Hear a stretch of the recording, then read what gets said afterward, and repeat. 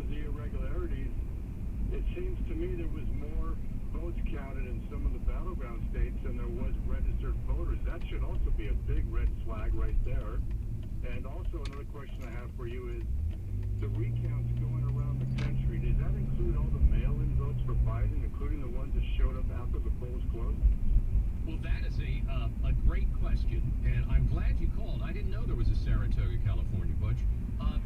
I think all of it should be included. Do I know for a fact that all these aspects that are being counted? I'm not sure. Now, just after 2 o'clock, we're going to try to grab the audio and share it with you as Sidney Powell and Lynn Wood of the president's team bring us up to speed on some other aspects of the case. But just in, and I'm proud, I am so proud of a handful of Pennsylvania politicians. I never thought I'd say that with a straight face, but I really am.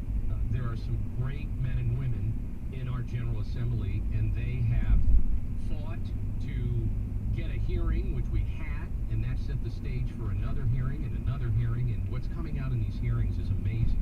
Not just the mail-in vote, the ballots and the dead people voting, and sometimes that's on the peripheral of what people are hearing.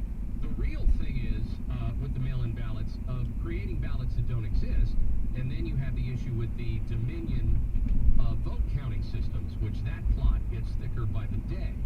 And that proves a systemic connection to all these states that have Dominion. Many of you may remember, I know in this audience, the stopping of the vote, the shutting down, if you will. The election, in essence, shut down long enough for something to go on and people to mess with these computers. But getting back to what you said, Butch, 1.8 million ballots were sent out in Pennsylvania, mail-in ballots. And amazingly, 2.5 were returned. See, this is the problem.